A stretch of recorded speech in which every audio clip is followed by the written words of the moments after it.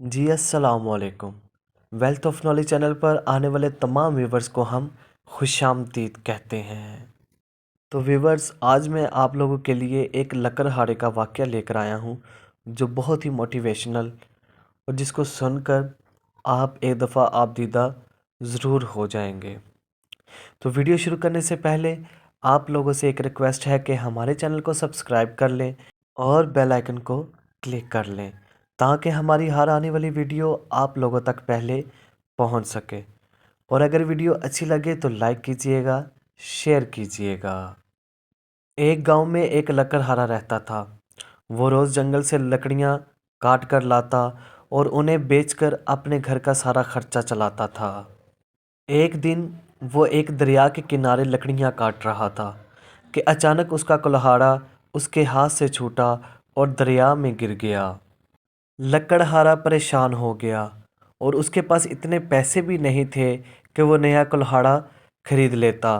लिहाजा वो दुख में रोने लगा। अचानक वहाँ पे अल्लाह की तरफ से भेजा हुआ एक फरिश्ता आया।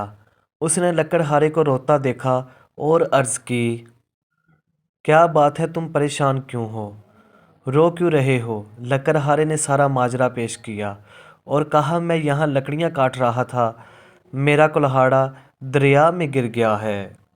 उस फरिश्ते ने कहा, अच्छा तुम परेशान मत हो, मैं तुम्हें निकाल देता हूँ।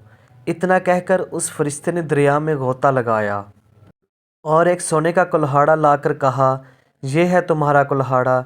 लकड़हारे ने उसे देखा और कहा, नहीं, ये मेरा नहीं है। उस फरिश्ते ने फिर से गोता लगाया। अब की बार वो एक चांदी का कुल्हाड़ा लेकर आया और पूछा, ये तुम्हारा है?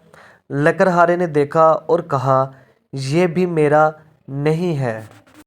उसने तीसरी दफ़ा गोता लगाया और एक और कुल्हाड़ा निकाल कर लाया जो लकड़हारे का ही था। उसे दिखाया और कहा, यह तुम्हारा है? लकड़हारा खुश हुआ और कहा, जी हाँ, यही मेरा कुल्हाड़ा है।